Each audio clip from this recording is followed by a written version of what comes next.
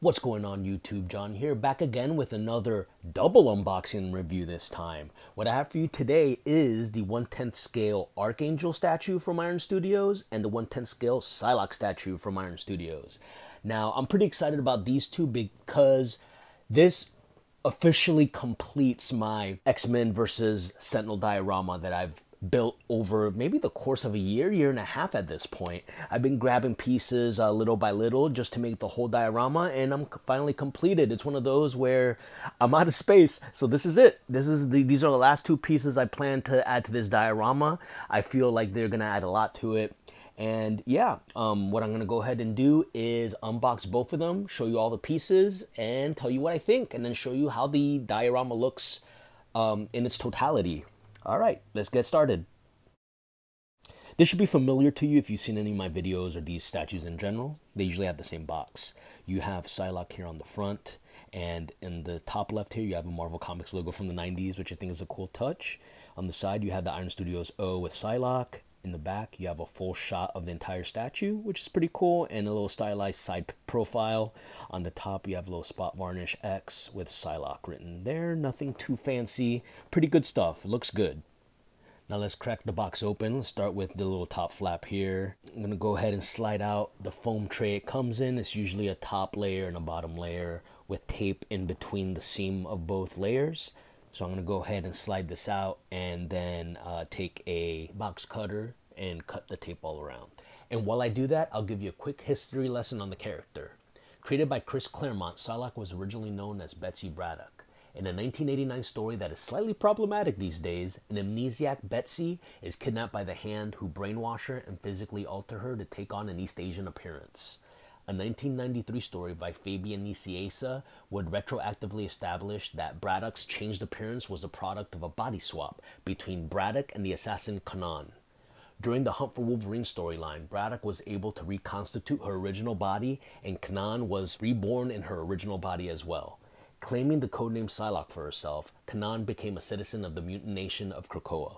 Now with the history lesson out of the way, let's go ahead and take a look at some of these pieces. I'm going to go ahead and open it up, and we're going to be met with a handful of pieces. As you can see here, I'm going to go ahead and take off the tissue paper, and let's get through these pieces and see each of them one by one. I usually like to start with the base, so I'm going to go ahead and start there. Take it out very carefully, and this thing has a good weight to it. Let's go ahead and take a look at the bottom here.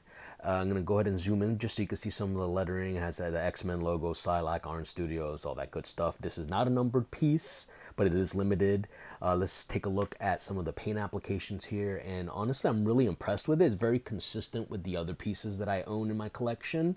The coloring is the exact same as the big 1/10 scale X-Men Sentinel I have. I love how the fingers are kind of all separated and broken. I like the crumpled metal. I like the detail of how the metal is cut, and you can see the wires and all the metal pieces together. I thought that's pretty cool.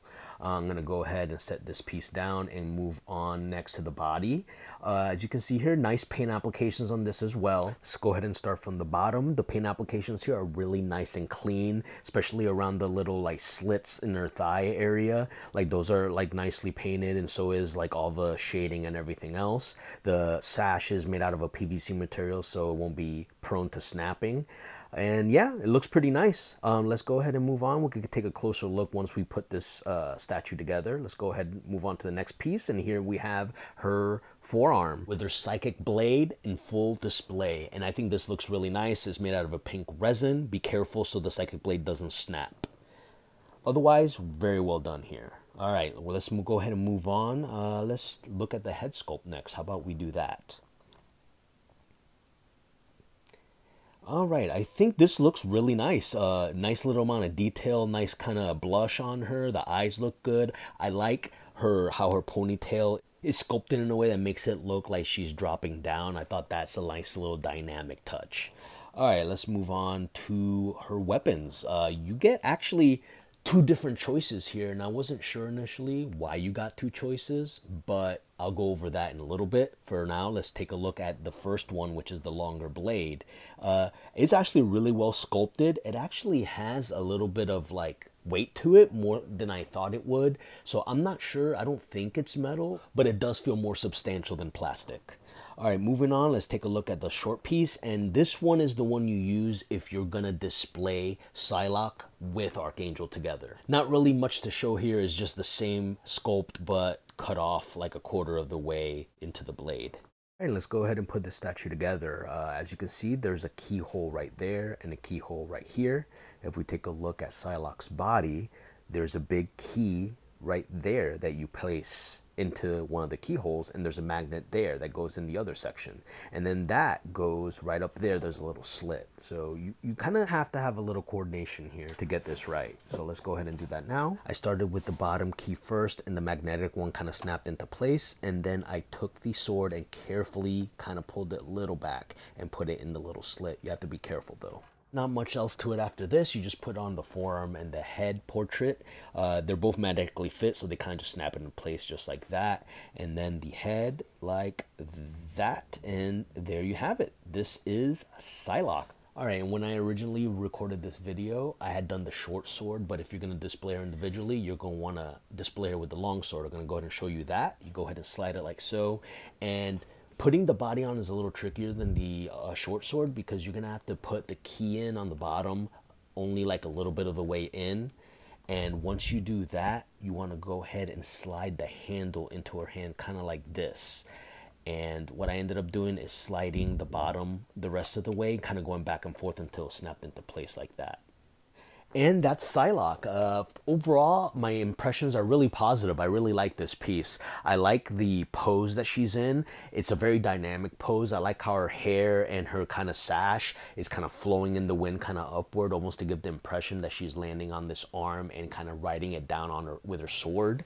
I like that. If I had anything negative to say, is you really do need to be careful with her psychic knife. I actually accidentally snapped the tip off of mine, and it's 100% my fault. I was just kind of swinging my arm around and wasn't paying as much attention as I should have, and kind of brushed up against the tip of it and it snapped off. Luckily, it was a clean break, so I was able to kind of glue it back in. Not gonna lie, I was upset when it happened, but you know, now that I glued it on and it looks pretty good, I'm okay now.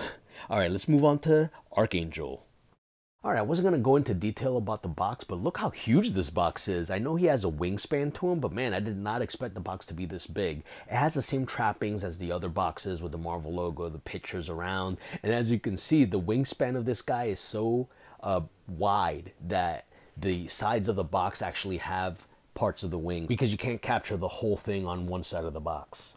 Anyway, let's go ahead and move on. I'm going to go ahead and slide the foam tray out of the box and show you the other pieces once I cut into the tape. But for now, here's a little short history lesson. Warren Worthington III was originally known as Angel and was part of the original X-Men that were created by Stan Lee and Jack Kirby. He first appeared in X-Men #1 in 1963. After years of being an X-Man, Warren's wings are mutilated and Apocalypse offers to restore them. Apocalypse subjects Angel to extensive genetic alterations, giving him blue skin and organic metal wings which can cut through almost anything, and makes him one of his 4 horsemen after he drugs him to get him to comply with his plans. Warren eventually breaks from Apocalypse's grip and rejoins the X-Men and takes the name Archangel. Alright, and with the history lesson out of the way, let's go ahead and take off this top layer, get rid of this pesky tissue paper, and take a look at the pieces. We're going to go ahead and start with the base like I always do. And I'm going to focus on the parts of this base that are different from the Psylocke one, since it's the other half of the hand, a lot of it's similar. But as you can see, it looks pretty good here. I'm going to go ahead and show you the bottom like I always do. Just usual Archangel, Iron Studios, the X-Men, Marvel logo. Nothing too crazy there. But what I want to focus on is the smoke effect. I think it's really well done. It looks really cool. The paint applications on it are pretty nice.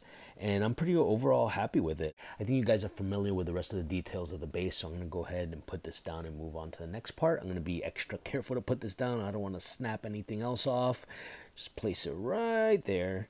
And let's move on to the body, which is one complete piece minus the wings. Let's go ahead and take a look at the head sculpt first. And I think they did a really good job with it. I love that the hair is kind of flowing backward, kind of giving a sense of motion. And I think the blue that they chose is a nice color, nice little shading in his face as well. Let's take a look at the rest of his body. It looks really well done. Even the treads on the bottom of his feet are sculpted, which I thought was a cool touch. You can see a lot of stitching and wrinkles in his fabric, and you could even see, you know, the paint applications in the pink is really clean, nice and clean. I'm pretty happy with it. All right, let's move on. Keep the show on the road. Let's take a look at one of the wings here. They seem to be made out of some kind of dense PVC, which makes sense. You don't want these to be weighed down too much considering how big they are. They are magnetically fit onto the rest of the body. I think nice little details. I love the paint applications on them. I think that the metal sheen on these are like the right amount. It's not too shiny, but it still gives a sense of chrome. I think they split the difference really well with that. And as you can see here, this is what the magnet looks like right there. And as far as pieces, there isn't a lot to this guy. You have the base, you have Archangel himself, and his pair of wings. So let's go ahead and put those together. It's actually a pretty easy build. You just take the key that's on his knee and you put in the base just like this. And after you do that, you're almost done. You just take the wings, they're magnetic fit, so they snap right into place as you put them close by, and they just go on. And there you have it, Archangel flying through the sky, busting sentinels. I really love this piece. It's so dynamic. I love the pose. I love the wings. That's my favorite part. The wingspan of this guy is really impressive. When you display him, he really gives a presence. I know like you probably need a little more space because of the width of the wings, but I think it's worth it. He looks great. If I had any complaint whatsoever, it'd be that I wish that it came with an alternate head sculpt with his mask on. That would complete it and it'd be the perfect Archangel statue. But other than that, he looks great, and he especially looks great with Psylocke. So let's go ahead and take a look at that now. And there it is. Here's Archangel and Psylocke posed together. They don't actually go smushed together as well as you would like. It would have been nice if they kind of interlocked together like a little easier, but you can still get the effect that they're both one statue pretty well. You just kind of have to mess around with it until you get the angle just right. But overall, this is an impressive piece. I like the presence it has. They both go so well together. They complete the Sentinel hand. It's going to really add to my X-Men diorama. Like I said before, this is probably going to be the last piece that I collect. I don't really have any more space. The only one that I would have space for that I regret not getting is Professor X. He was long sold out by the time I started collecting these, and now they go for an astronomical price on eBay. So I guess I'm SOL on that one, but still, I'm really happy with what I got. Thank you for watching, guys. I do hope you enjoyed this video, and if you did enjoy it, please consider subscribing to my channel. Hit the bell notification. That will tell you anytime I get new videos. And yeah, I'm really glad. I think I might have reviewed every single piece of the Sentinel diorama I got, so I'm happy for that. But yeah, thanks for watching, guys, and until next time, I'm going to go ahead and finish this off with a full video of my entire diorama. Enjoy.